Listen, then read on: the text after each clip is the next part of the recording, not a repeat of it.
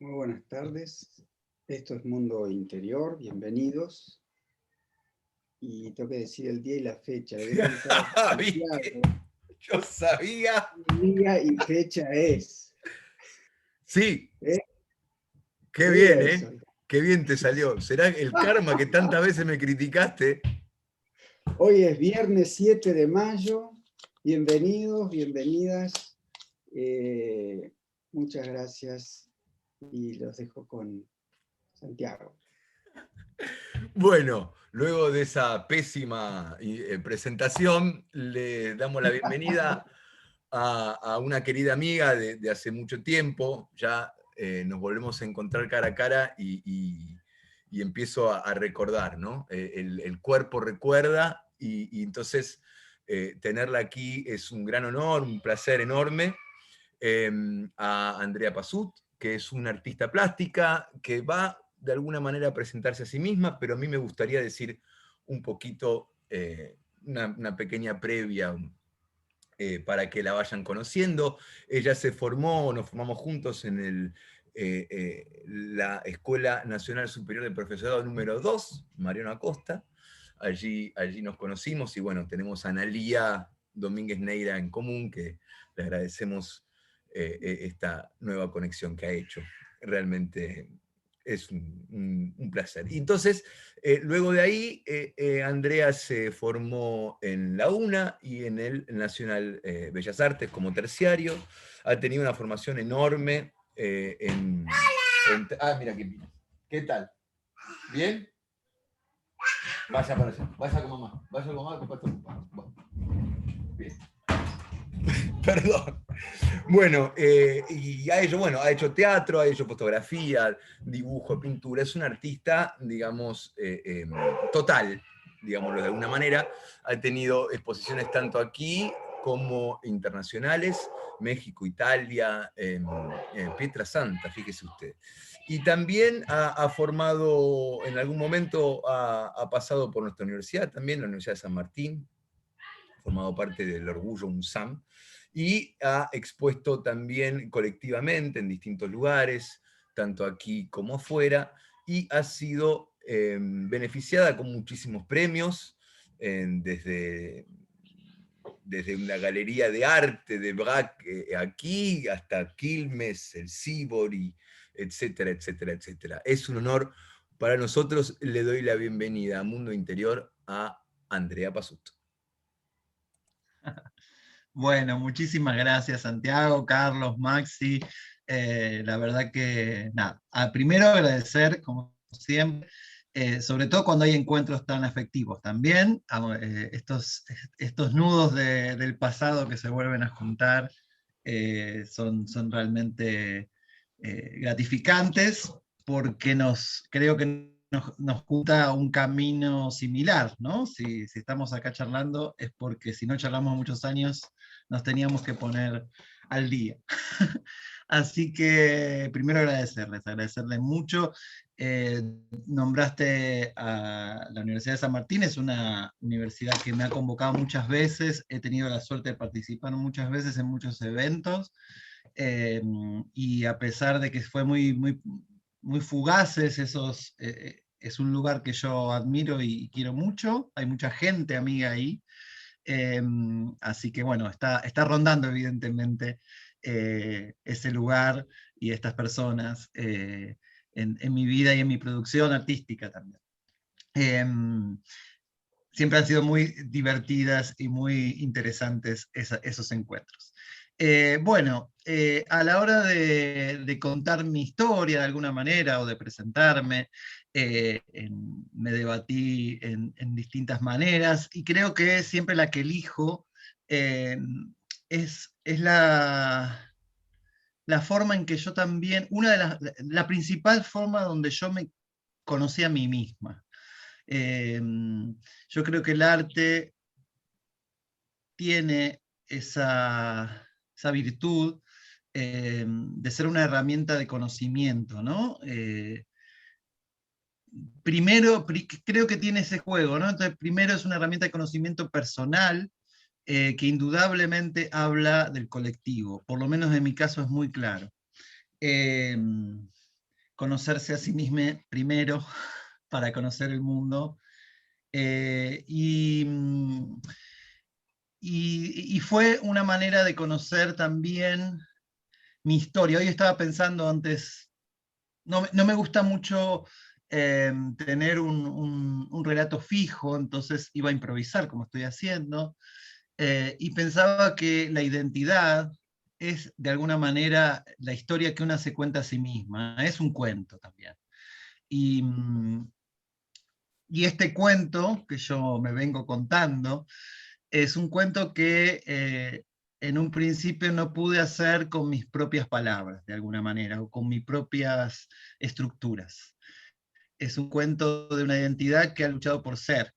Eh, y el arte en un momento de mi vida donde pude empezar a usar las palabras que no tenía para nombrarme, los nombres que no tenía para nombrarme, los afectos que creía no tener para nombrarme, porque siempre la identidad también es en relación con les otros, y el arte, para mí, fundamentalmente, es con les otros, o se completa recién cuando hay una ida y vuelta. Eh, Me hizo ver que yo venía contándome a mí misma lo que no me podía decir y no le podía decir al mundo. En el momento en que yo estaba rompiendo esa brecha que me había impuesto la sociedad en un determinado género, eh, empecé a descubrir que yo me venía diciendo a gritos hace rato, sin darme cuenta, con otras excusas, e hice una relectura de mi obra, dándome cuenta de eso, ¿no? De cómo las obras decían lo que no podía ni siquiera admitir a mí misma, ¿no? Por esa autorrepresión que significa cualquier closet, de cualquier tipo. Eh, Así que elegí esto, que vengo contando, es una historia que vengo contando, me vienen pidiendo, evidentemente, pero que se viene contando a través de obras. Así que si ustedes me permiten, voy a dejar paso a mis autorretratos, más allá de que sean retratos o no, eh, y les voy a compartir este caminito hasta llegar de alguna manera al hoy de mi persona como artista. Vamos a compartir, a ver cómo podemos hacer. A ver. Téngame paciencia tecnológica. Estoy acá, ¿dónde estoy? Acá. Perfecto. Así sí. A ver si logro. Ajá. Ahí está. Bueno. Ahí se ve. ¿Lo ven bien? Sí. Le di el título de, bueno, Un camino pintando el tiempo, el género y la identidad. Esos tres conceptos me han rondado desde siempre, inclusive antes de que les pueda poner estas palabras, ¿no?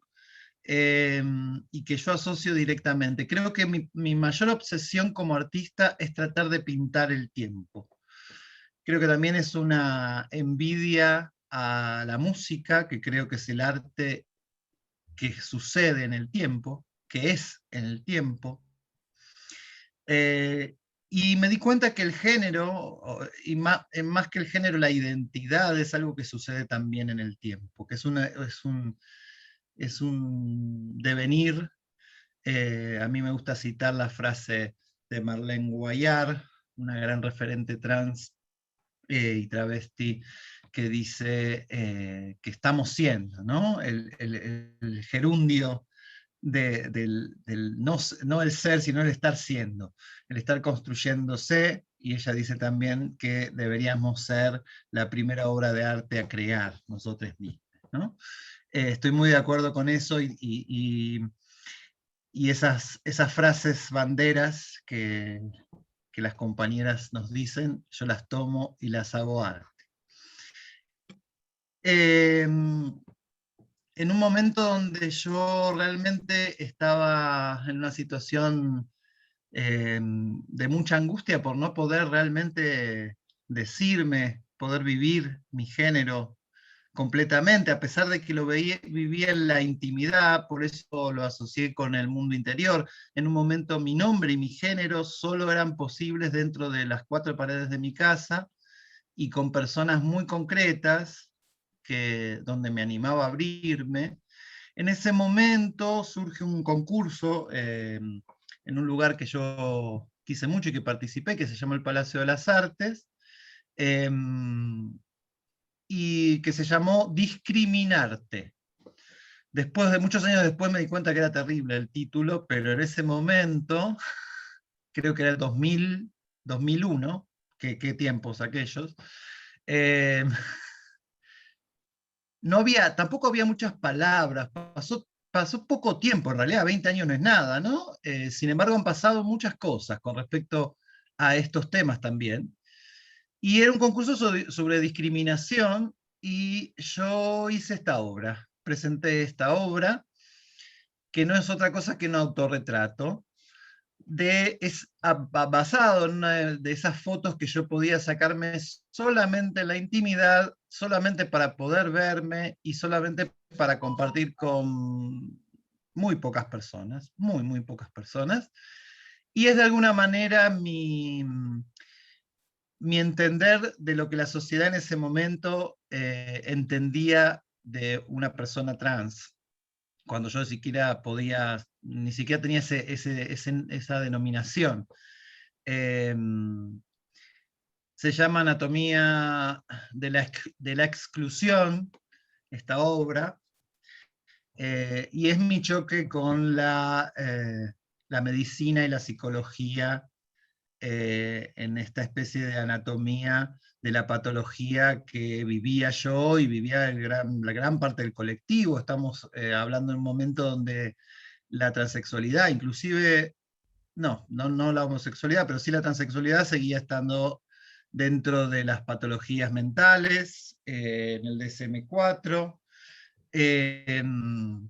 Y bueno, yo siempre fui una persona muy curiosa, sobre todo con las ciencias, y con la psicología, y leía mucho, sobre todo tratando de comprenderme a mí misma y comprender qué me pasaba, y lo que recibía de esas ciencias era algo que no me ayudaba para nada a superar la represión que la sociedad todavía sigue ejerciendo ante quienes no cuadran con la heterosis-norma. Y este cuadro lo expuse porque ganó su primer premio, fue expuesto en Estados Unidos, y el día de la inauguración estaba yo ahí disfrazada de esa masculinidad, y estaba mi madre, estaba mi hermana, estaban mis amigues, y yo tenía un gran temor de que vieran lo evidente, que esa persona que estaba ahí era la misma persona que estaba recibiendo el premio. Cosa que aparentemente nadie vio. Este cuadro es un cuadro muy oscuro, fíjense que estoy pero no estoy, y lo que más temía, o tal vez lo que más quería, era que la gente viera eso, pero también tenía mucho miedo.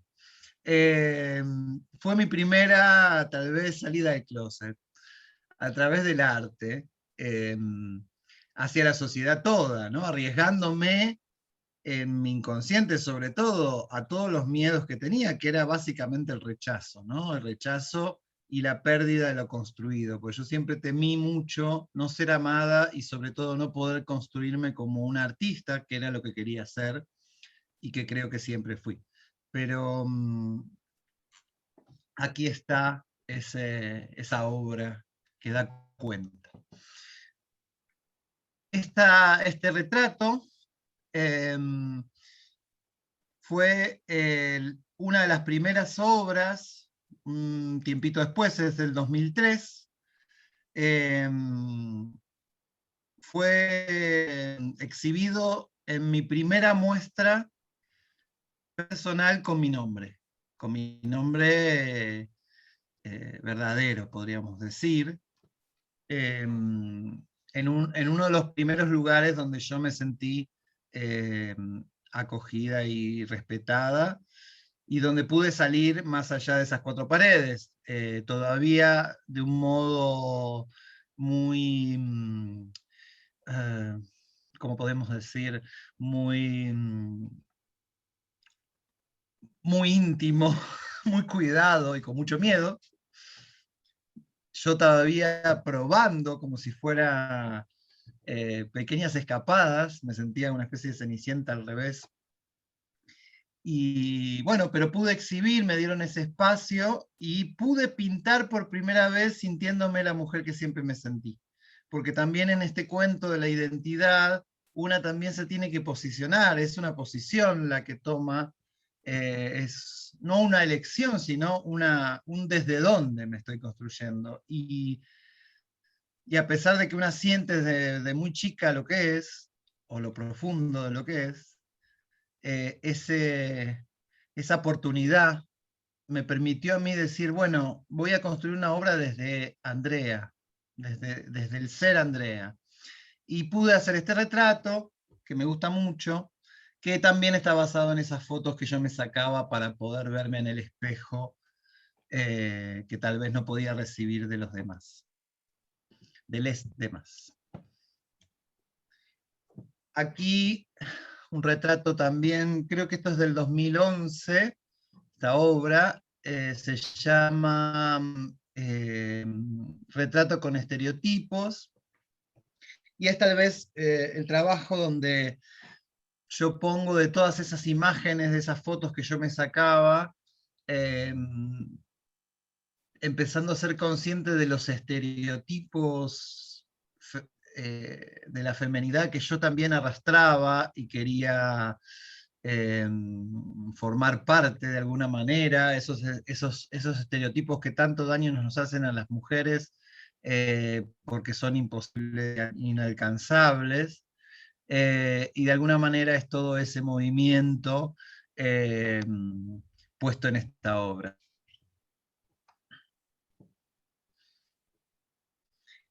En un momento ya más avanzado, este es un retrato donde yo ya vivía como femenidad, empecé a hacer autorretratos todos los fines de año.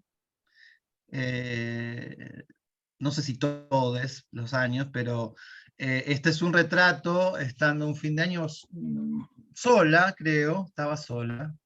Es frente a un vidrio de mi taller.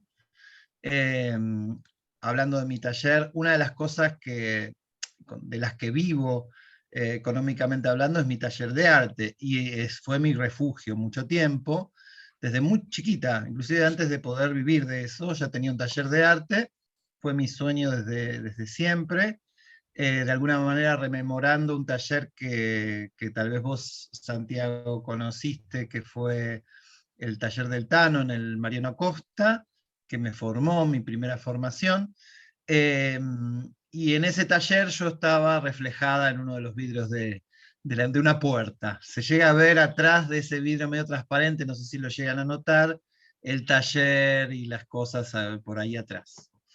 Bien,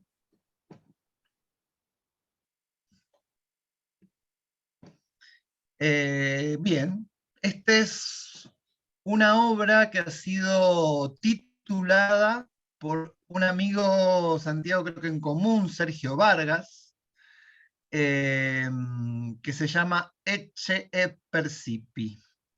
Ser es ser percibido. Y está construido a partir de la ausencia, de esa femenidad, de ese deseo de estar en esa femenidad tal vez sí, hegemónica, y está construido desde el vacío con infinidad de imágenes fotográficas, de fotos mías, fotos realizadas por mí, digamos, cuando yo trabajaba mucho con la fotografía en blanco y negro y analógica.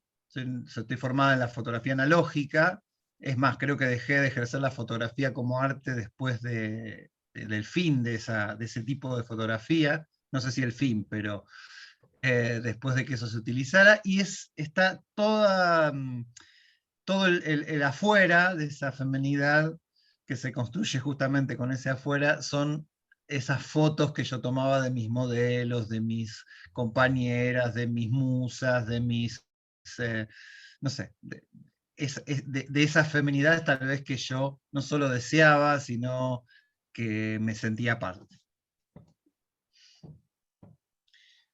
Este es mi primer trabajo de mi primer serie, se llamó Proyectos Imposibles. Este es un poco bastante anterior, antes de mi transición social, y creo que tiene que ver con esa imposibilidad general. Dije, bueno, no conscientemente en ese momento, pero voy a construir imposibles. Voy a ponerme dentro de una arquitecta que intenta construir cosas imposibles. Fue mi primer serie conceptual, la que inicia una forma de trabajo que no deja de estar hasta la actualidad. Momento donde yo me sentía perdida como artista, en lo que quería hacer y cómo quería hacerlo. Y fue un proyecto de mucha investigación técnica, estilística, temática, donde puse todo al asador. Soy una persona que como artista, primero que nada fui dibujante, y acá se ve esa raíz. Que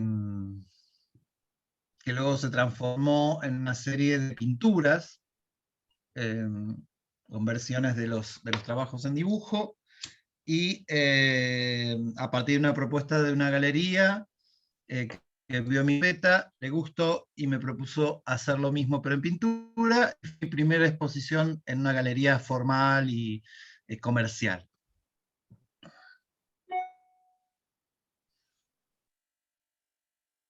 Sigue siendo esto el trabajo de esta serie. Acá aparece el tiempo y la memoria, se llama Proyecto para la Construcción de un Instante, y se asocia directamente con esos dos temas, la fugacidad del tiempo y la memoria. Otro trabajo de esa serie en el que aparece también mis trabajos de pintar lo invisible, ¿no? Hay muchas... en este ratito que ustedes miren, traten de encontrar un gato. Les desafío a encontrar un gato en esa imagen, porque yo siempre digo que trato de no solo pintar el tiempo, sino también pintar lo invisible, lo indecible y lo esencial. Y en algunos casos a veces lo he logrado. Creo que en este cuadro estoy muy muy orgullosa de que pude pintar algo que no se ve, pero está, que es un gato. Ahí está el gato. ¡Ay, lo encontraste! Muy bien. Es un cuadro que no tengo, que he vendido hace mucho Lo tiempo. encontré, me parece. Sí. ¿Cómo? Que yo también lo encontré. Sí, pero si uno no lo dice, no es fácil de encontrar, además. Es muy, muy interesante eso para mí, por lo menos. Bien, acá también la memoria, este se llama Proyecto para la Construcción de un Recuerdo. Es una serie que a mí me ha gustado mucho, me ha ayudado mucho, y creo que me ha impulsado a ser la artista que soy.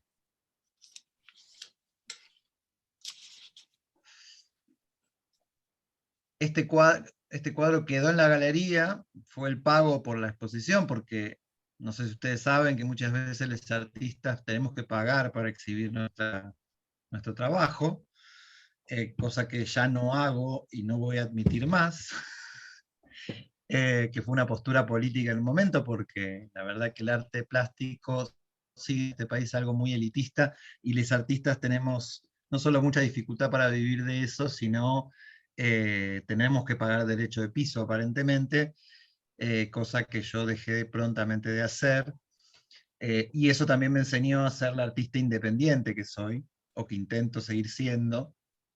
Y bueno, es un cuadro que no vi más, ni sé dónde está.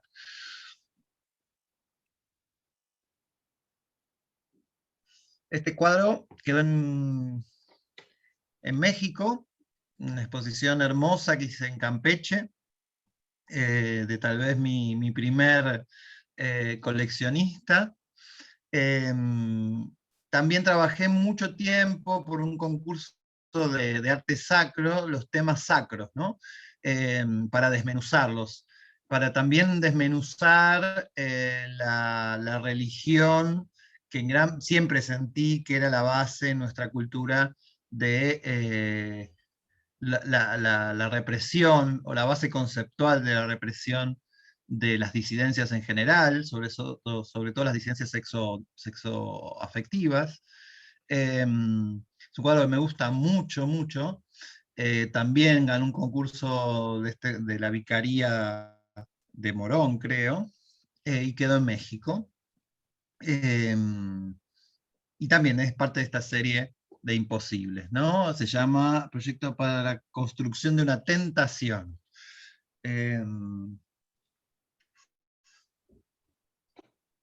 Luego de esa serie surgió esta otra serie, que es La parte del todo. Es una serie que habla de mi conflicto con el arte digital, con la fotografía digital. Los primeros, está basado en mi amor por el impresionismo, la luz, el color, que tanto me costó, siendo dibujante en principio, y los Nokia, las fotos, las fotos de muy mala calidad vistas desde este futuro. Para esa época, estamos hablando, creo que eran 2006, por ahí. Cuando saqué esta fotografía, no esta fotografía, sino saqué una fotografía en la que está basada este cuadro, vi un cuadro impresionista, y lo pinté. Y a partir de eso empecé a indagar sobre el píxel, y el color impresionista que tenía estos píxeles rotos y lo digital, que a mí, como siendo una amante de la fotografía analógica, me producía una especie de amor-odio hacia la fotografía que se estaba imponiendo en ese momento, ¿no? Es una serie que me encantó, y creo que es la serie donde yo me amigué con el color y aprendí a pintar realmente. Aprendí a pintar desde la luz y el color, y todavía inclusive esa forma que inventé de pintar a mano los píxeles, todavía me sigue saliendo natural, como si de puntillismo se tratara. Este es un tríptico muy impresionista, creo que es de esta obra lo más impresionista, que tiene 3 versiones de una misma imagen en 3 registros distintos. El que vimos, un óleo, esto está hecho en collage con 3 dimensiones, y este es un trabajo sobre la impresión digital de la fotografía original.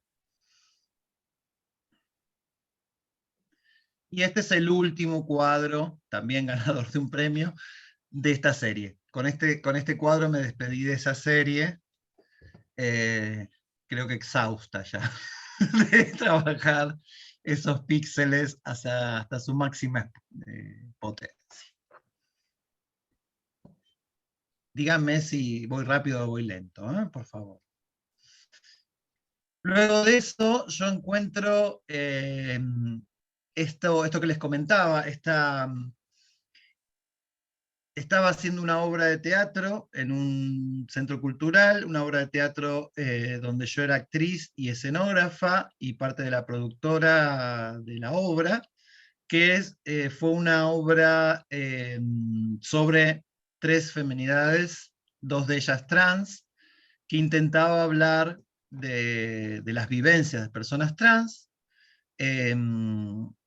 y el lugar me pide una exposición para acompañar la obra, y yo empiezo a rever toda mi obra y darme cuenta de esto que les dije al principio, que yo estaba diciéndome todo esto que aparentemente en esta historia le estoy contando es evidente, pero para mí no era tan evidente en su momento, y nace esta serie que se llama Huellas de una identidad, que es básicamente un rescate curatorial de mi obra hecha por mí misma, donde yo resignifico, o mejor dicho, reveo todo el trabajo que venía haciendo, y me doy cuenta de que no son otra cosa que las huellas de mi identidad en su momento ocultas que estaban ahí en las obras, ¿no?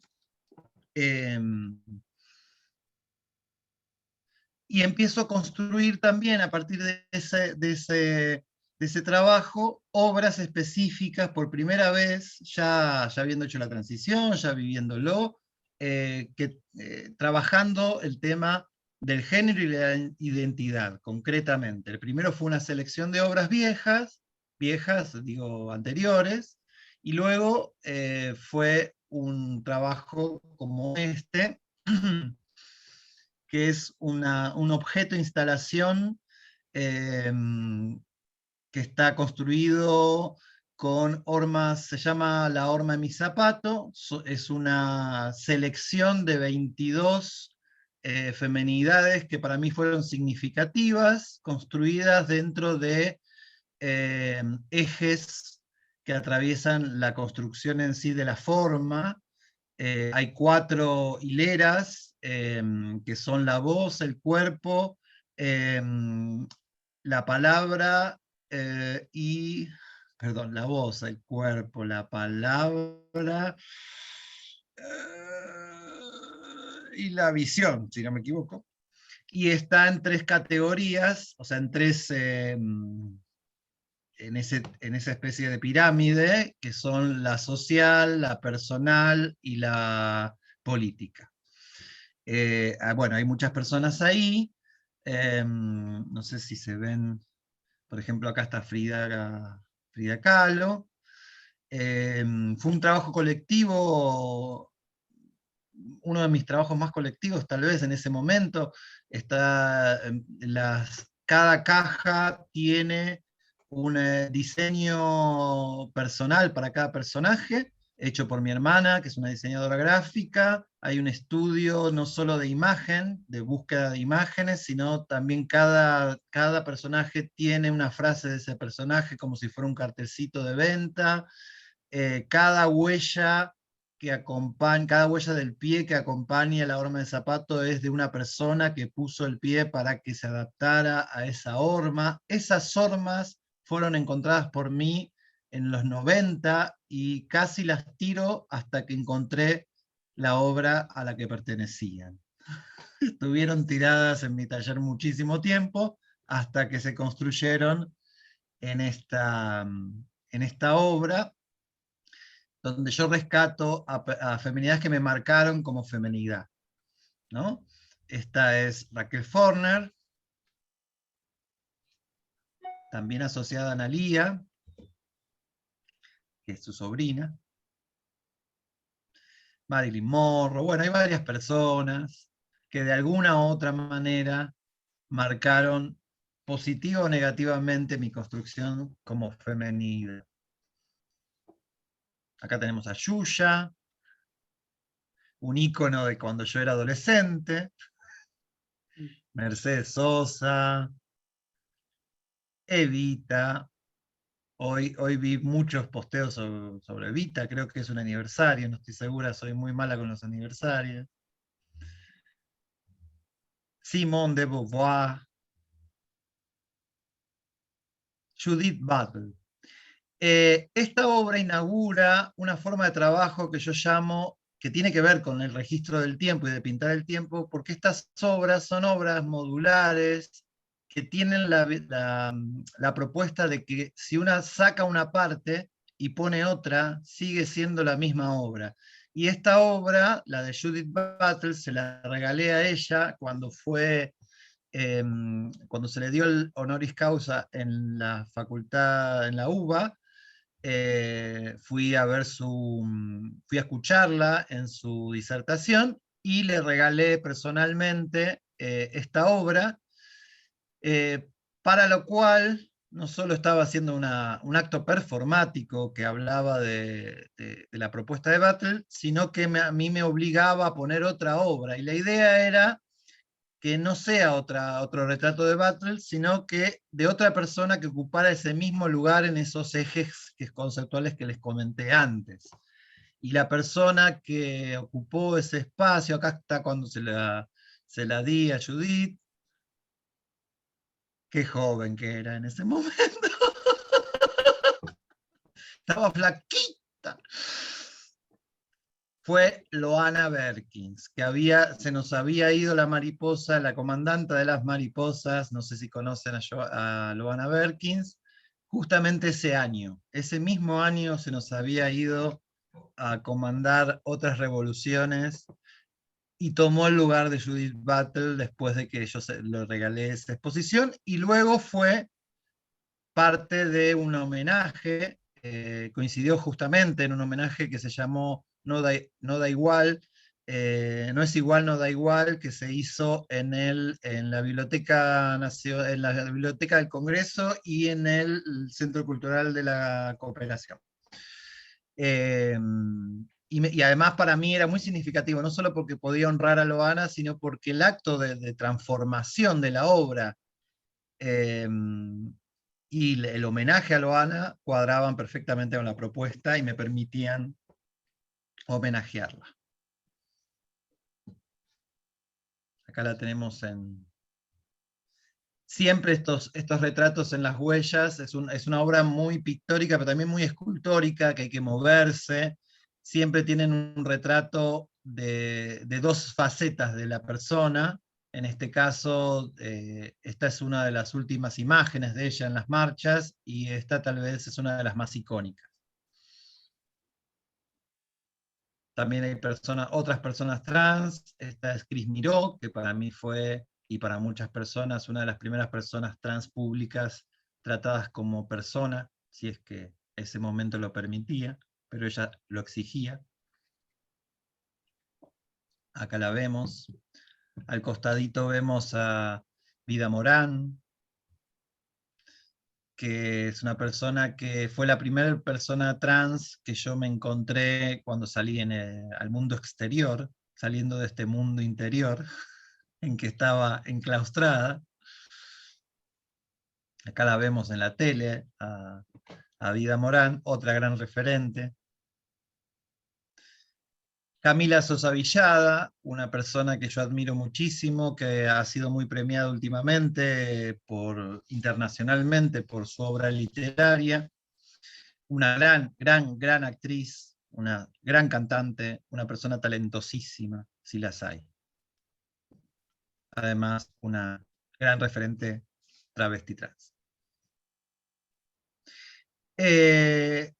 Surgieron estas obras como Transformaciones, que es el registro de un cambio corporal que tiene que ver con la construcción de la identidad trans, en este caso un retrato mío antes y después de una operación de nariz, una rinoplastía,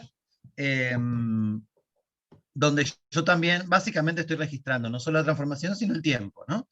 Pero ya con la intención de hablar también de la vida de las personas trans, porque a partir de este momento y de esa serie, Huellas de una Identidad, yo asumo una postura no solo artística y estética, sino política, de visibilización de lo que yo siempre sentí invisibilizado, porque una de las cosas que a mí me pasó es que no encontraba espejos sociales más allá de los policiales y las revistas de la farándula, donde éramos exhibidas como trofeos de la ignominia.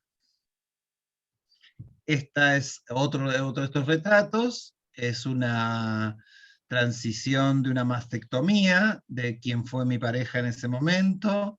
Y bueno, es un retrato que se puede ver, exige que la persona se mueva, ¿no? Para verlo. Acá vemos cómo se ve de frente, cómo se ve de 45 grados, que es el antes y el después.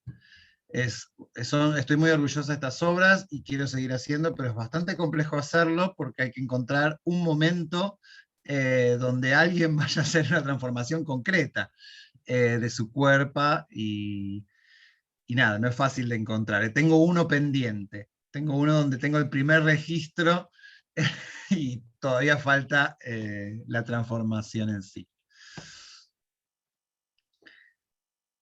Acá, bueno, otro se llama Sobre la cuerda floja, tiene que ver con mi momento de elección acerca de si iba a ser una transformación en mi genitalidad.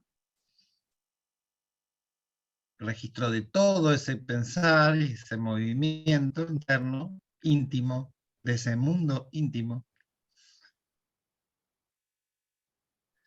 Y aparece, luego de haber decidido hacer esa transición, esta obra que se llama Crónicas de una transmutación, que es una instalación pictórico-poética, y ahí aparece la escritura que antes de empezar con esta charla grabada habíamos comentado con ustedes, y dio este resultado, que es el registro pictórico de mi genitalidad, nueva genitalidad, luego de mi operación de resignificación genital, día por día, durante los 2 meses de recuperación, pintadas ante el espejo, donde yo cada día, después del 5.º día de internación, digamos, cuando yo ya puedo más o menos manejarme, empiezo a pintar un cuadro por día, mirándome al espejo y escribiendo un poema por día. O sea, no se llega a ver ahí, pero al lado de cada obra hay un poema. Inclusive hay un cuento, algunos cuentos muy cortos. Ahí se llega a ver que están esos escritos. Yo creo que además de una obra pictórica poética, es un libro que estoy queriendo publicar hace un tiempo y tal vez en algún momento se haga. Es un libro de artista también.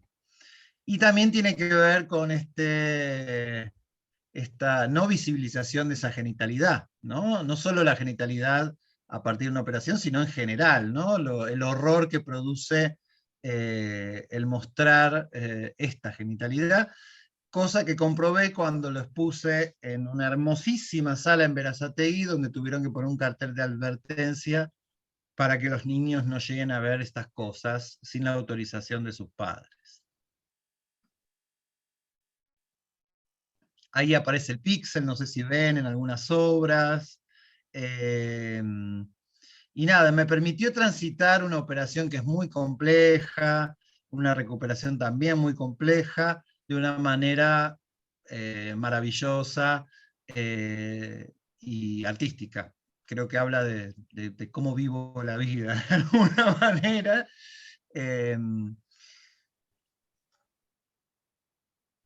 También es una obra que exige movimiento, pues está pintada casi en 3 dimensiones, no sé si llegan a ver, son cajas que de casualidad tenía, donde una ve los bordes, hay escritos por los costados, tienen que ver con este registro del tiempo, de la mutación, del estado de ánimo, y contaba un poco qué me pasaba cada día también, ¿no?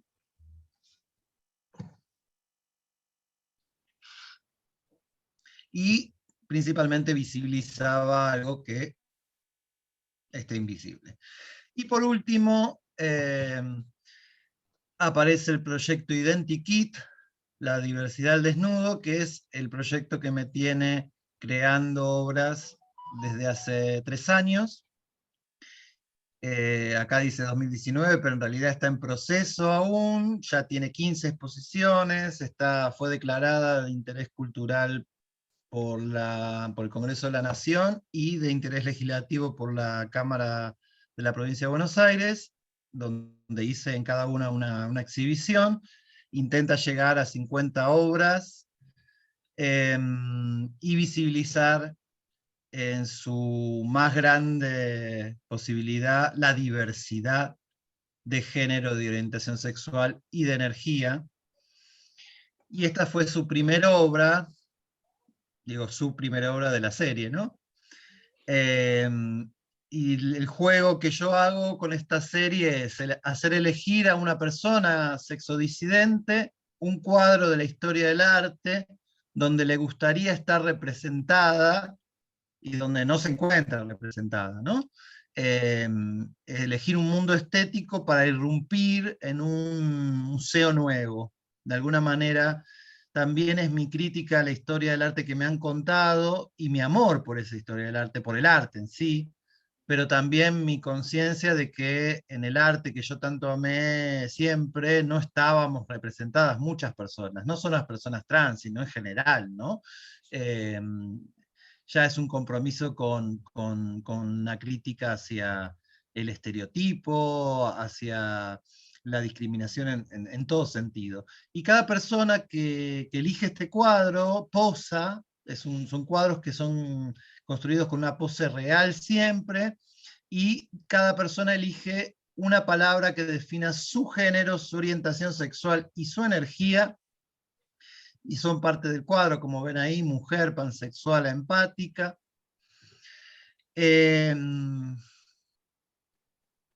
Y el cuadro, no sé si lo identifican, es de Ingres. Cada cuadro va acompañado de este dispositivo que yo llamo dispositivo identitario, donde se exhibe la obra en la cual está basada, un texto escrito por la modelo de cómo llegamos entre las dos a ese cuadro, el proceso del cuadro, el título que da cuenta de estas palabras, el contexto del cuadro, el nombre del artista y su contexto histórico. Y aquí vemos cómo se fue desarrollando. Este es un cuadro de... No es un cuadro, está basado, aclaro que no es una copia, ni siquiera está basado, es una reversión donde además la persona participa. En este caso eligió los objetos que estuvieran en ese lugar, y este es el cuadro, no sé si se llega a ver bien ahí, de Lucian Freud. La elección del cuadro siempre es personal, yo no me meto ahí. Si me piden, trato de orientar, tal vez, pero trato de que la persona encuentre su mundo estético, ¿no? Su posibilidad de entrar en un mundo estético. No sé si reconocen este. El amado señor Goya. Y tal vez el más icónico de esta serie, que ha recorrido muchísimos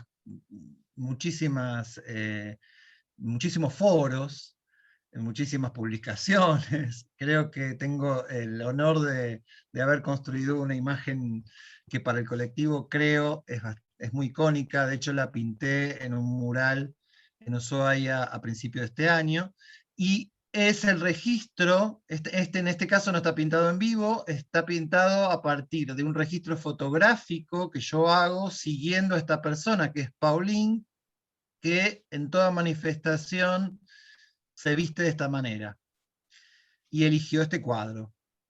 Y el niño que está al costadito, que está basado en el niño que está en La Libertad guiando al pueblo, es mi hijo, que también siguió a esta persona, y él eligió qué tener en la mano. No sé si ustedes recuerdan, en el cuadro original hay un niño con armas. Bueno, él eligió pinceles. Y yo hice una composición similar a lo que intentó hacer Delacroix cuando pintó esto, ¿no? Que es el registro de esas movilizaciones, en este caso de la segunda marcha contra los travesticidios, que fue una marcha muy importante para el colectivo porque tal vez es la primera marcha contra los travesticidios que fue apoyada por muchas personas no solo trans, a diferencia de la primera marcha donde fue muy reducida el apoyo del colectivo inclusive, o de las personas en general. Tuve la suerte de que esa vez estaba Iggy, que fue parte la habían liberado. Bueno, y nada, hice este cuadrito. Bueno, acá creo que no tengo que decir de qué cuadro estamos hablando. Otra referente muy importante de la colectividad, Daniela Ruiz. acabo de venir de visitar a esta persona maravillosa, que se llama Laura. Es un cuadro basado en un cuadro de Klimt, casi de tamaño natural. Y bueno, esta persona que está acá, no sé si reconocen, que se llama Susie Shock, es la responsable de que esta serie exista, porque les voy a contar una intimidad. Yo estaba pasando un momento muy difícil emocionalmente, estaba saliendo de un estado de mucha depresión, y fui a ver a Susie Shock. Y esa noche, emocionada, en gran medida sanada por ese acontecimiento que siempre Susi provoca, me dije, quiero hacer con el arte plástico el mismo mensaje que esta persona está transmitiendo, y después de que me dije esa afirmación, dije, bien, se va a llamar Identikit, la diversidad del desnudo, y va a ser esta la propuesta.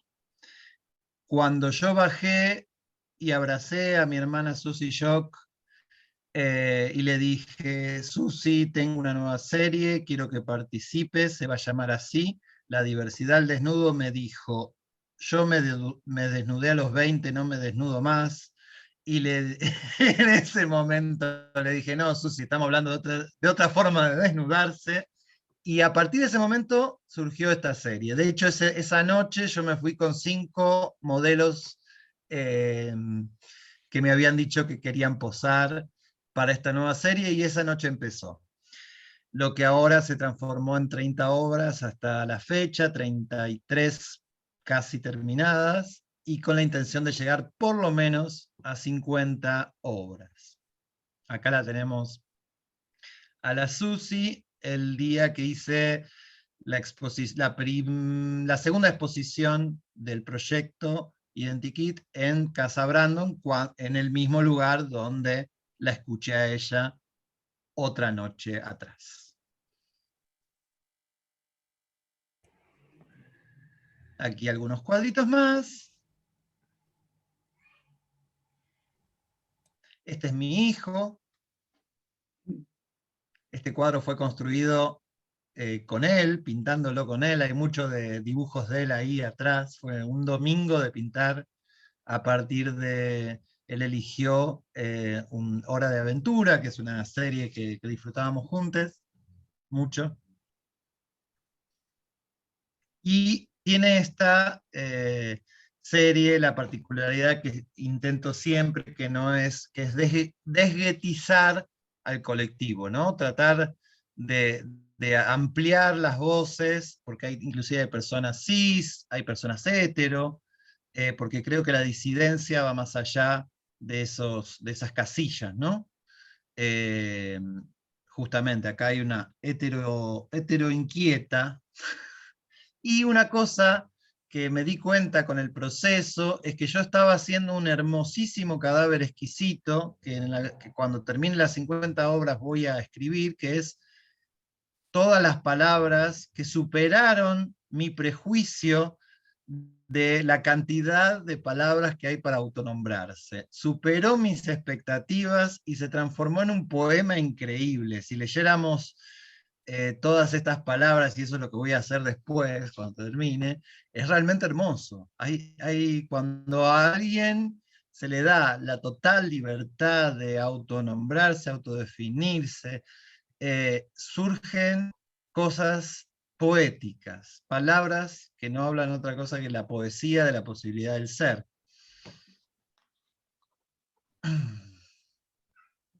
Y me permitió hacer retratos y honrar a personas que vienen militando, que vienen creando, gente muy talentosa, personas que adoro, no solo adoro, sino que admiro.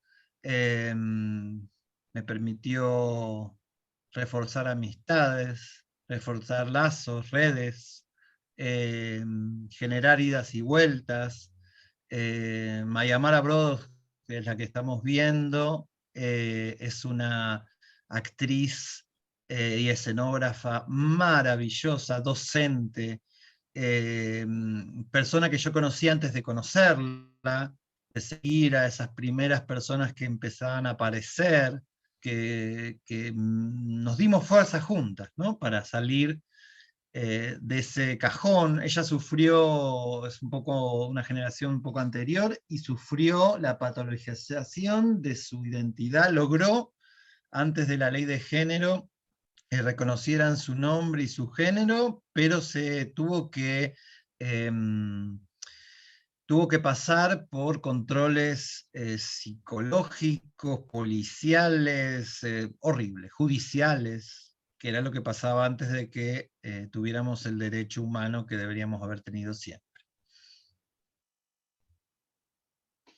Luca Fauno, gran escritor, gran activista, artivista, y personas de la vida. Esta persona, por ejemplo, les voy a contar esta anécdota para que se den cuenta cómo ha sido construido esto. Yo tenía que pintar ese cuadro que vieron antes de Mayamar. Mayamar no pudo venir, y esta persona me llamó justamente después de que Mayamar me dijo que no podía venir, para decirme: necesito un espacio para quedarme. Y le dije: bueno, ya que te venís, ¿por qué no te pintamos? Y la pinté.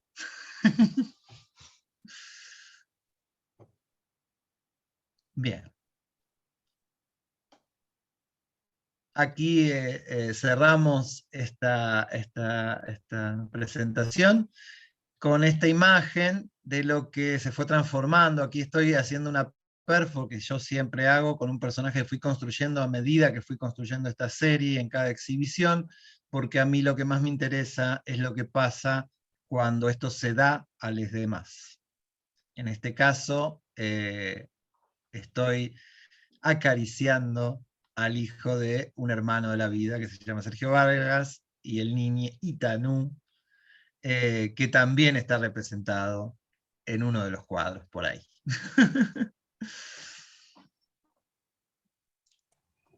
Bien. ¡Wow! ¡Qué maravilla! ¡Qué maravilla! Felicitaciones, qué honor, No sé tener si fui muy extensa en tiempito. esto. Bueno, por lo general charlamos un poco más, pero bueno, será un poquito más, digamos, un poquito Disculpen. más tarde. Lo que te quería preguntar, que me llamó, sobre todo al principio, que siento que ahí un poco nos introdujiste a este tema de qué significa el arte para vos, qué es lo que ha hecho el arte para vos. Y lo que sentí en ese momento, que escuché palabras, bueno, que tenían que ver con una liberación, una búsqueda, una investigación en quién es realmente uno mismo, ¿no? Un gesto de conocimiento, un gesto muy, muy de esta casa, muy de ir a una posibilidad, un puente hacia ese mundo interior. Me preguntaba, ya para el final, digamos, de la exposición que hiciste, me preguntaba un poco cómo va apareciendo este tema político, ¿no? Siento yo, o militante. ¿Y qué relación tiene, si bien está clarísimo que hay una relación en tu obra, qué relación sentís vos que hay entre el arte y la política? ¿No? Que hay, evidentemente, el arte como un puente hacia el interior, hacia quién es uno.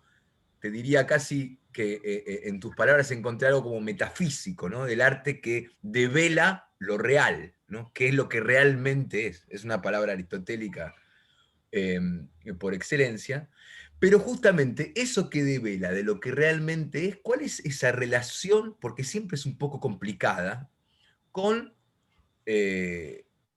la política, ¿no? Más allá del tema del tiempo, que bueno, si queda tiempo, valga la redundancia, volveré a preguntar. Pero, ¿qué relación ves vos y qué relación tuvo en tu trabajo, digamos?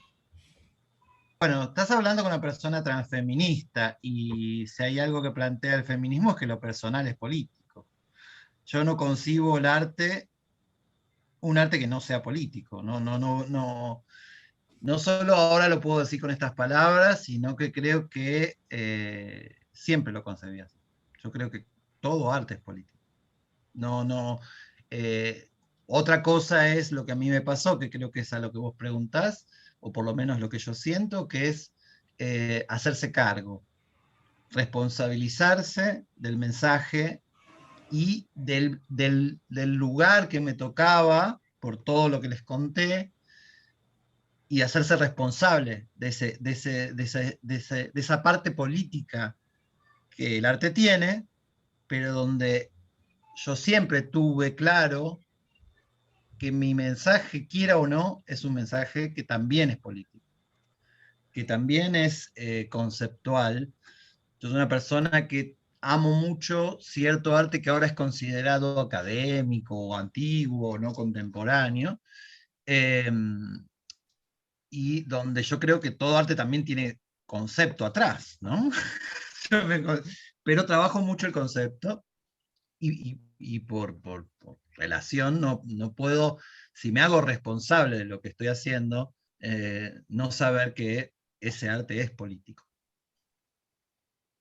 Otra cosa es el panfleto, otra cosa es el arte usado como herramienta política, eh,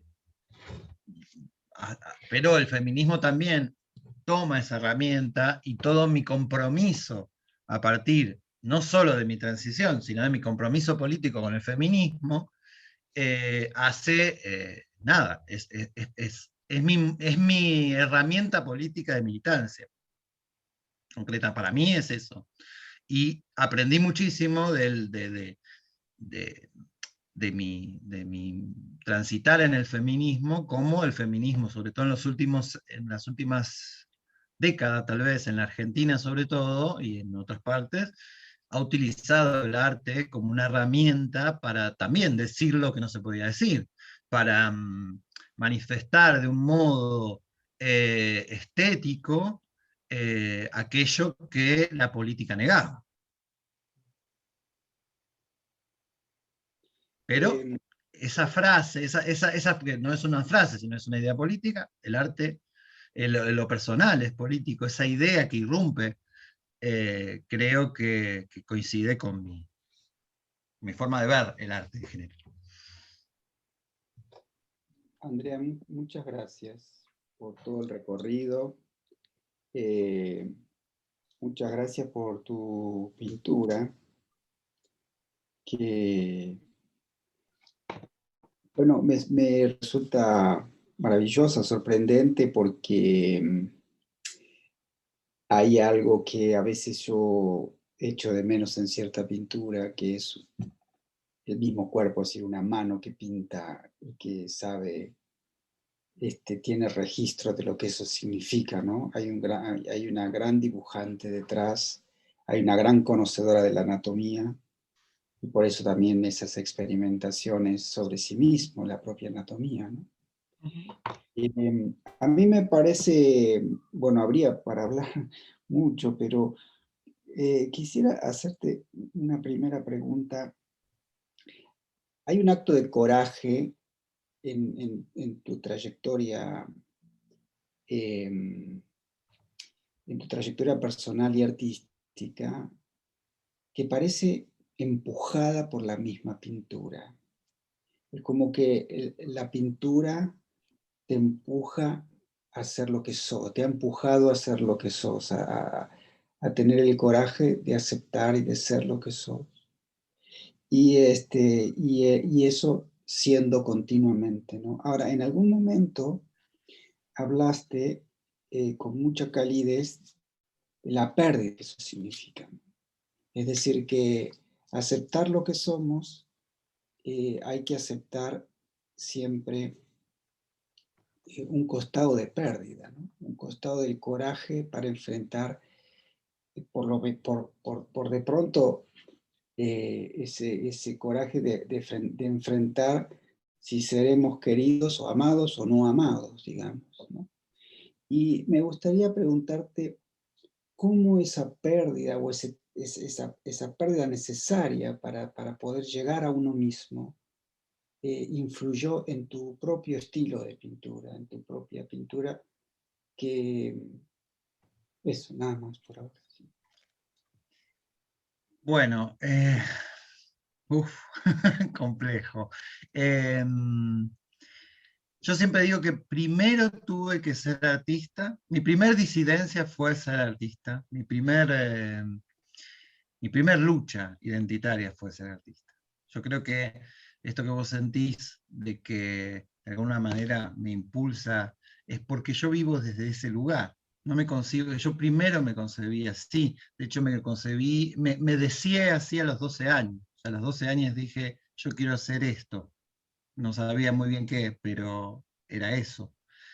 Y sabiéndome una persona disidente, yo no pude expresar eso justamente porque primero peleé por ser artista, porque yo vengo de una familia de clase media baja y de donde el arte no era una posibilidad tampoco realista. Donde yo sabía que también eso era una utopía para a mi alrededor. Primero me tuve que construir y de ahí creo que a través de ese no claudicar en ese deseo, los otros deseos se fueron construyendo en la medida que yo me hacía fuerte también en esto de ser lo que yo quería. Mi primera lucha fue vivir del arte, no vivir de vender obras, sino del arte. Yo vivo del arte desde que tengo memoria, porque vivo enseñando arte, porque vivo haciendo muestras. Y creo que es de alguna manera un rescate de mi infancia, porque yo hacía estas mismas cosas en mi infancia. Y yo siempre digo que los artistas somos aquellos niños que nunca dejamos de jugar con eso que jugábamos haciendo arte, sin saber. Y creo que es eso, ¿no? Y la pérdida, bueno, la pérdida. La pérdida de los supuestos privilegios, ¿no?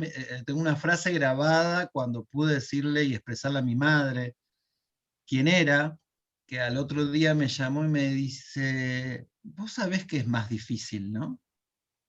Me dijo. Yo dije, sí, ma, sé perfectamente que es más difícil ser una mujer, vivir como una mujer. Y esa fue tal vez el mayor miedo, porque en ese momento yo justo termino de hacer una transición social muy paulatina y con mucho cuidado, porque no quería perder lo construido y que no quería, y quería ser amada, obviamente. En ese proceso,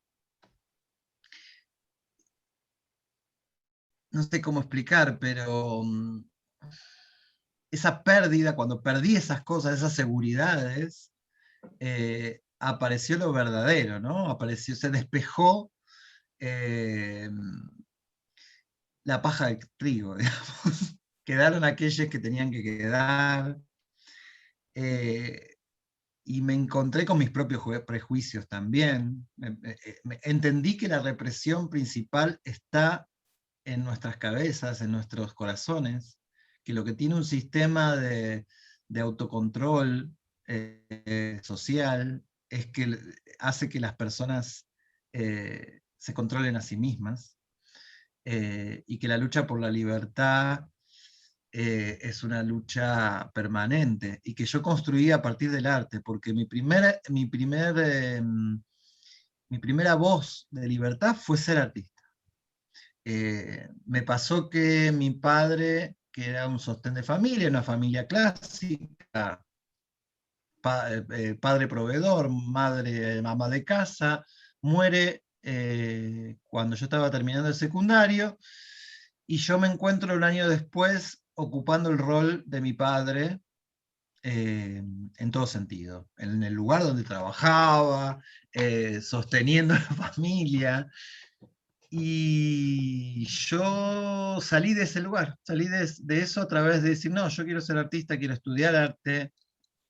Y a partir de ahí, creo que el arte es ese gesto de reivindicar el arte, la profesión de artista, me dio fuerza para empezar a construirme desde ese lugar de libertad. No sé si te respondí, pero esas pérdidas, mira cuántas pérdidas te he contado, todas esas pérdidas, creo que las transformé en potencias metafísicas, tal vez, en algo muy, muy, muy físico como es el arte que yo construyo, porque me gusta el arte analógico y material, y donde decías algo de la mano, ¿no? Para mí, fíjate que una de las series se llama Huellas de una identidad, y para mí el arte no es otra cosa que una huella, como las patas fosilizadas de los primeros hombres que están todavía por ahí, que todavía descubrimos, ¿no? Mis clases de arte últimamente vengo diciendo, el arte plástico es uno de los pocos registros de los más antiguos de que somos seres humanos. Es una de las pocas artes que tienen el tiempo de la humanidad. La música no sabemos, el teatro no sabemos, la escritura no existía, pero había pintura. Yo sigo pintando desde ahí. Conectándome yo te con quería- eso. Perdón. no, está bien, no. Te quería hacer una pregunta. Vos, al comienzo de tu exposición, hablaste del arte como herramienta de conocimiento, tanto a nivel personal como colectivo. Enfrentándolo o contraponiéndolo quizás con los discursos patologizadores, quizás se invente una palabra como patologizador, pero bueno, eh, Patologizantes. patologizante, exacto. Eh, qué modalidad de conocimiento tendría uno como un mecanismo de control, quizás, y el otro en las formas, ¿no? Uno como un mecanismo de control y el otro como un acto de militancia en pos de la libertad. No sé si me explico, ¿no? Un discurso científico, racionalizante, patologizante frente al arte. Los dos apuntarían al conocimiento, pero dos tipos de conocimiento distintos, ¿no? E incluso con una realización política opuesta. ¿No? ¿Cómo lo vivís vos eso? Del arte como un medio de conocimiento, como herramienta de conocimiento, mejor dicho, personal y colectiva, Eh, que lleva a la acción, no es un mero conocer, ¿no? claro, no, obvio. Yo también soy una científica frustrada.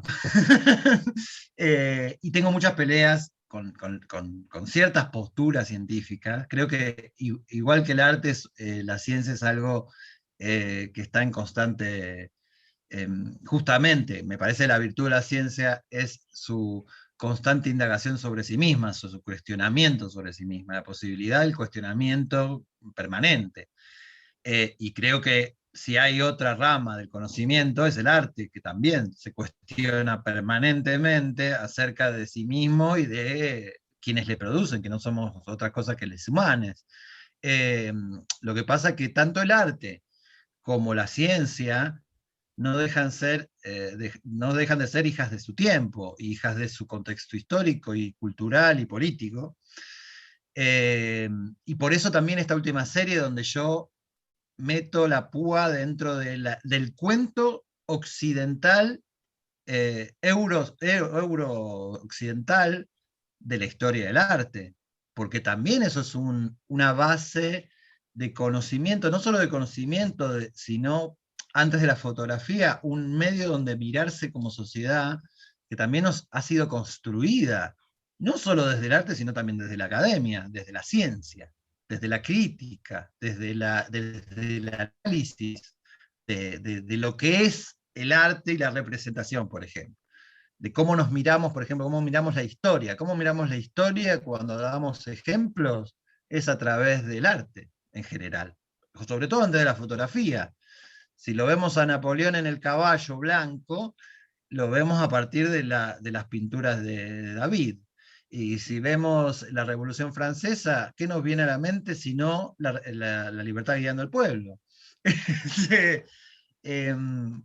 también hay una construcción de conocimiento colectivo muy, muy desde la postura de Jung, digamos, que atraviesa, y que haciendo esta serie en particular yo descubrí cómo esos mensajes que no tienen que ver con la palabra, porque la ciencia también se construye desde la palabra, de lo conocible, ¿no? de lo poder decir. Creo que el arte en general es esa parte del conocimiento que no necesariamente es binaria. Binaria en el sentido del sí y el no que tiene la palabra.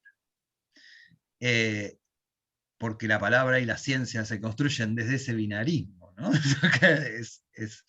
Es con palabras.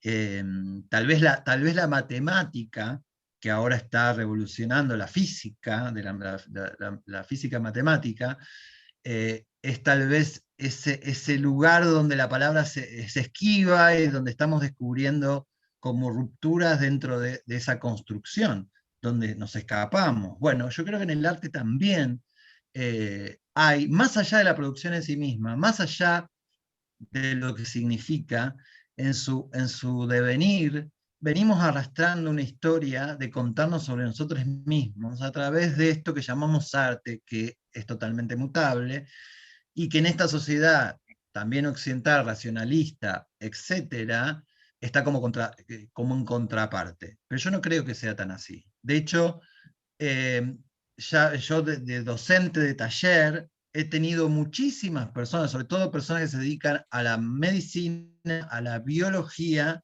que pintan. Hay inclusive instituciones de médicos pintores. Y yo me pregunto por qué hay gente que se dedica a esta ciencia y tiene este pasatiempo, digamos. Para mí está muy relacionado, está muy... se tocan esas cosas, porque son como necesidades también. Yo creo que el conocimiento, la ciencia y el arte son vocacionales, son necesidades, son deseos, son tal vez miedos, tal vez intentos de trascendencia y de romper el hilo de la muerte, ¿no? y creo que están muy ligadas, pero claro, estamos en una sociedad que ve en contraparte esas cosas y donde en la ciencia además es un lugar de autoridad, ¿no? Donde la ciencia tiene esa postura de autoridad, por más que tengamos todas estas críticas constantes, hay una postura, sobre todo en la medicina, en ciertas ciencias que tienen que ver con lo humano, de autoridad, que muchas veces niegan posibilidades, ¿no? Pero al mismo tiempo, la misma ciencia que patologizó durante decenios a las personas trans también construyó posibilidades técnicas para modificaciones del cuerpo, para... Inclusive, a pesar de que la postura era patologizante, se transformaron en herramientas que cuando el colectivo fue aceptado desde una postura no patologizante, se transformaron en un medio artístico de alguna manera, como decía Carlos, de construirse propiamente, ¿no? Esto, a mí me fascina, lo captaste enseguida, Carlos, la anatomía, y yo pude construirme, de hecho, yo dibujé a mi cirujano, le dibujé lo que yo sentía internamente, y me dijo, wow, qué dibujo tan anatómico, porque yo le había construido mi propio cuerpo interno, me decía, me duele acá adentro, y estaba los huesos, estaba todo. El tipo se sorprendió, porque también la medicina tiene, por ejemplo, los cirujanos tienen mucho de estar arriba, ¿no? Creo que tiene que ver, hasta que no venzamos la jerarquía, la ciencia va a tener, lamentablemente, jerarquías.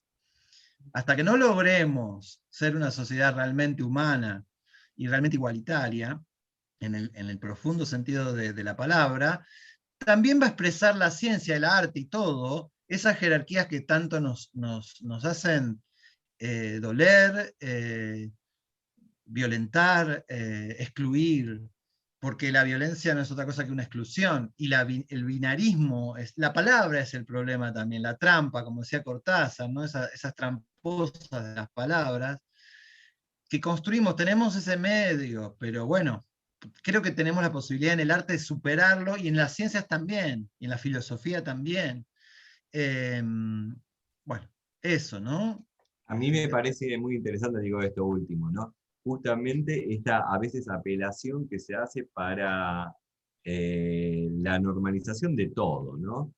A cierto cientificismo, cuando la ciencia, esto vos acabas de mencionar la física matemática, la física teórica ya hace tiempo rompió con los binarismos porque un fotón es una partícula que no tiene densidad, entonces no existiría. El principio de entropía, bueno, ya en física cuántica es como que no va más. Me parece interesante cómo se sigue rigiendo a partir de del siglo XVIII, ese discurso científico jerárquico, cuando la ciencia más especulativa, hasta uno puede arriesgar que se parece a la filosofía y hasta al arte, ¿no? Física cuántica, física teórica. Yo creo que digo, creo que el universo nos está diciendo, despiértense. Con la física teórica actual nos está diciendo despiértense. O sea, ya dejemos el siglo XIX, dejemos de concebir nada, estamos descubriendo. Yo de verdad, como artista, yo elegí ser artista en el sentido de que podría haber sido científica. Digamos, yo entré en Mariano Acosta para ser bióloga. Me interesó siempre la ciencia y me sigue interesando. Yo sigo leyendo mucho, sigo investigando temas sobre todo física y astronomía, inclusive astrología. Y nada, para mí el conocimiento es, el tema es que vos decís, mientras sigamos yendo en ese cientificismo, que no es lo mismo que la ciencia, pues son posturas científicas. Yo creo que hay ciencia, aunque no es lo que conciencia, en otras culturas que han construido conocimientos científicos que no tenían que ver tal vez con el método científico, que también es europeo, ese planteo, esa postura, pero que tenían esas mismas búsquedas. Lo que pasa es que estamos en una sociedad postcolonial, donde el pensamiento postcolonial sigue imperando, y donde todavía las barreras rígidas. Creo que hay fragmentos, como vos decías, de la ciencia que está rompiendo ya, se está encontrando con un universo que no cuadra dentro de esos límites que habíamos construido también desde el lenguaje.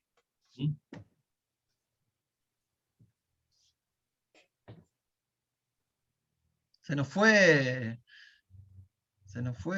Alguien se fue por ahí. Se fue Carlos. Se fue Carlos. Se fue Carlos. Se transformó en una onda o una partícula, tal vez.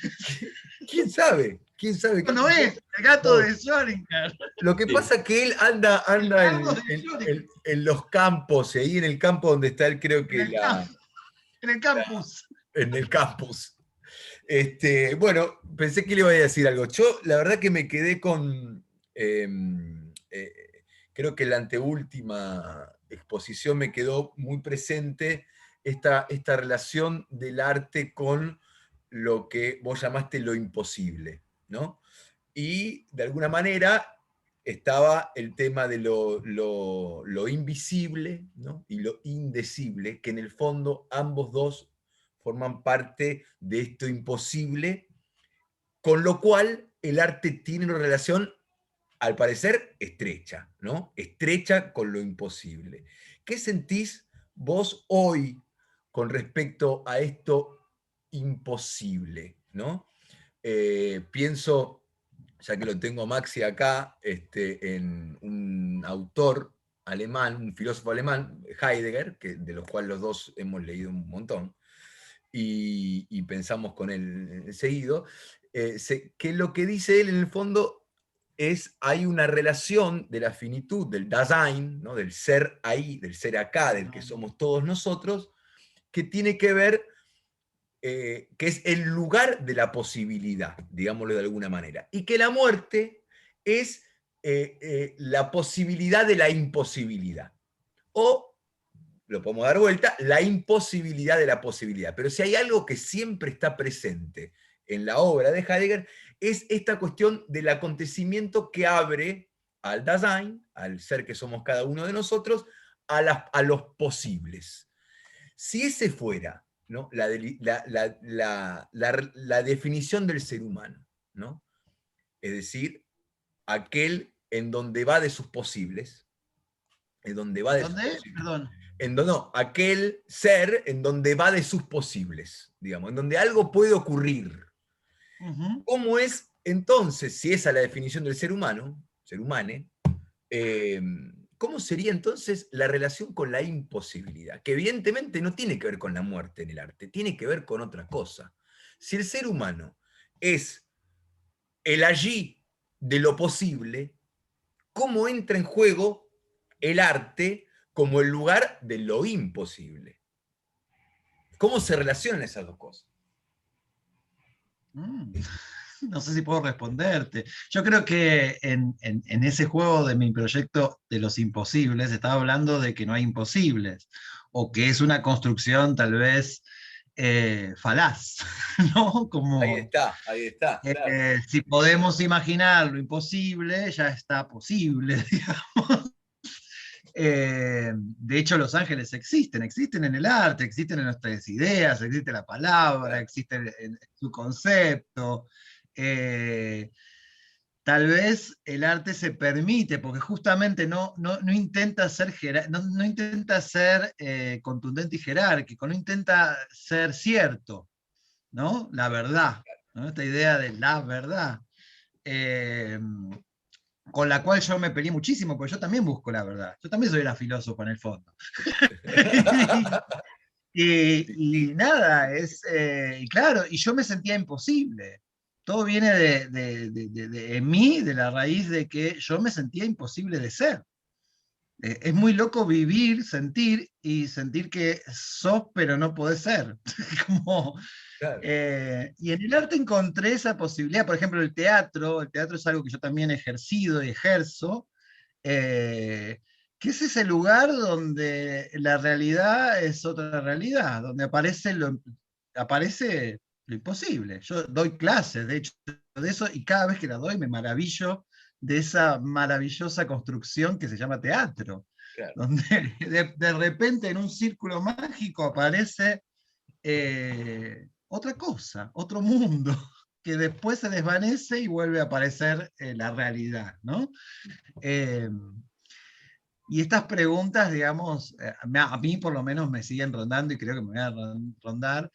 Dije lo de la muerte porque también, hoy justo leí una frase que me pareció interesantísima de Sigmund Freud, decía, todos los seres humanos, para allá él decía los hombres, ¿no? Los hombres, o los seres humanos, son mortales, para nosotros son todos mortales menos una misma. Claro. Claro, es cierto, entonces la mortalidad la ponemos afuera. Nosotros no nos podemos sentir realmente mortales, y yo como persona humana y con ese saberse ser mortal también, creo que hay algo ahí donde esa búsqueda del arte también tiene que ver. Yo me conecto, yo me siento conectada directamente, pero ahí está la raíz donde yo creo que hay un conocimiento. Yo me siento directamente conectada con quienes han construido arte. A mí me pasó algo muy concreto, estaba en el Louvre, en esas inmensas salas, y en un momento me di vuelta, no sé si han estado en el Louvre, pero Sí, sí. eso es un gran palacio, hay salas enormes. En un momento me di vuelta, aproximadamente a 15 metros, o sea, muy lejos, veo un cuadro. Y digo, ahí voy, compañero Goya, ahí te voy a ver. Te estaba llamando.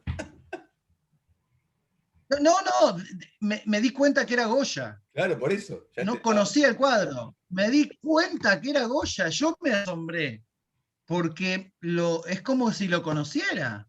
Porque cuando vos realmente te pones, como dice Borges, ante un poema, una se pone predispuesta a eso, hay un conocimiento, hay un remanente, en la web, yo creo que en la huella hay conocimiento, en la huella hay algo que como fosilizado, podemos decir, de ese momento en el tiempo y de esa persona haciendo, que sobre todo en las artes que tienen que ver con la materia y con el gesto, donde yo reconocí a Goya y fui y comprobé que era Goya y yo no podía creer. Porque un cuadro que no lo tenía en mi memoria, no era de los clásicos. Y, wow. Y me pasa eso, que me siento humana, conectada porque me parece que nos falta como humanes eso. Una cosa es saber la historia, que es el cuento, otra vez la palabra, y otra cosa es darnos cuenta que somos un largo cuento, un largo camino, que si fuéramos tal vez valientes para admitir la mortalidad, yo creo que a quien admite la mortalidad no puede matar tan fácilmente. Claro. O sea, como humanes, que a mí trayendo a la actualidad en este momento, de ver imágenes de una especie, pues yo también me quiero salir de la especie para vernos, de una especie que se mata a sí misma, de la manera en que en este momento en Colombia nos estamos tratando, porque yo me siento responsable como especie. Yo digo, yo formo parte de esta especie que puede crear una maravilla como qué sé yo, el Palacio de Aguas Argentinas, que está ahí, que hoy justo pasé por ahí, que es increíble. Pero llena y de la ¡Increíble! sí. Claro, y después como especie, puede matarse a sí misma de una manera tan descarada como, porque nos tratamos a nosotros, si alguien mata así, está tratando a toda la especie así. Nos falta eso, yo creo. Y me parece que el arte tiene esa impunidad, tal vez, de jugar un poco ahí. Por ejemplo, yo creo que posibilidad ahora de grabar todo eso, hay algunas imágenes que si las transformáramos como los fusilamientos de Goya, estas imágenes que se ven, tal vez estamos demasiado invadidos por demasiadas imágenes, demasiadas posibilidades que ya en un momento se tornan, nos hacen insensibles, pero yo veo en imágenes, además de bellas, porque belleza cuando uno se puede encontrar ahí en todos lados, una belleza trágica como la de los fusilamientos del 3 de mayo de Goya, De Goya, sí. donde estamos viendo la misma historia y creo que si tenemos que sobrevivir, si queremos sobrevivir como especie, me parece que tenemos que superar esa parte, que somos creo que la única especie que se mata a sí misma, por lo menos de esa manera. Y creo que en el fondo mi militancia va por ahí también, porque cuando vos te descubrís discriminada, imposibilitada por tu propia sociedad, por tu propia especie, y si querés luchar y no matarte, por un momento te van a matarte, o sea, irte, no, dice, yo no, si hay reencarnación, quisiera reencarnarme en otra cosa, o en otro lugar, pero si uno no pierde, como yo intento, no perder la fe en un cambio real, concreto de nuestra especie, una superación, una trascendencia, que creo que venimos haciendo, me parece que va por ese lado, va por poder mirarnos como pares, ¿no? Como seres. Y el arte tiene eso porque el arte nos pone ante otra persona. ¿No? Es como una descarada manera de ver a otra persona desnuda. Como, ¿no? Lo que yo llamo arte, digamos, porque también hay muchas cosas, pero yo creo que cuando hay un conmoverse, hay arte, y donde hay un conmoverse, hay un movimiento. Creo que soy muy aristotélica en ese sentido, que creo en la catarsis, y creo que busco la catarsis. Así que bueno, eso. Bueno, una cosita, nada más, que justamente recién me estaba buscando por el celular porque no me acordaba bien la frase. Con esto de Andrea y lo imposible, hay una canción muy, linda de Silvio Rodríguez que dice: yo he preferido hablar de cosas imposibles porque de lo posible se sabe demasiado, ¿no? Se sabe demasiado. Sí, sí, sí, conocida, conocida. Bueno, Carlos, le escribí, me parece que tuvo un tema con la luz, así que no lo vamos a tener para el cierre, me parece a mí. Con la luz. Es que ni siquiera Bien. recibe, que para mí que se quedó sin luz. Eso le pasa a veces en el campo. Sin luz. Se quedó sin luz. Hasta en ¿No? el Porque, campo. claro, está en el campo, ni siquiera recibió mi mensaje. Así que imagino que debe ser algo más, que no tiene ni Sí, teléfono. porque además desapareció realmente como si fuera un fotón. Se fumó, es que una la lástima. vendija no anduvo. Él es el que trae realmente la profundidad, nosotros dos solo acompañamos. Yo estaba esperando ese, sí. No, Él estaba faltaba, tenía escuchando algo con- guardado, ¿no? Tenía tenía algo algo guardado. guardado. Dije, ¿qué pasó que desapareció? Porque es No una se animó, pena. no se animó. Porque Le faltó el a ver si coraje a del ver que si me habló. ofenda, porque creo que desapareció después de que yo intenté contestarle a su... No, desapareció después. Eso doy fe que no, fue después. Bueno, la verdad que para nosotros ha sido un hermoso honor, un placer. Estoy seguro que Maxi se siente igual que yo y que Carlos también, porque lo vi en sus palabras. Y nosotros, bueno, para retribuir lo que hacemos en Mundo Interior, para retribuir el tiempo que nos has concedido tan graciosamente, hacemos un regalito, devolvemos algo mínimo, en este caso, que me ha costado un montón, pero es en forma de poema, por lo general lo hacemos. Y Qué maravilla. encontré un poeta argentino. Intento por lo general encontrar algo que estuvo alrededor de la mesa charlándose. Y es un poeta argentino de principio del siglo pasado, del 1900, que se llama Tránsito. Y dice así: el silencio y lo dicho y lo sufrido crecerá como la hierba y la corriente. Déjenme mi pasado y mi presente, terco río en la voz y en el oído.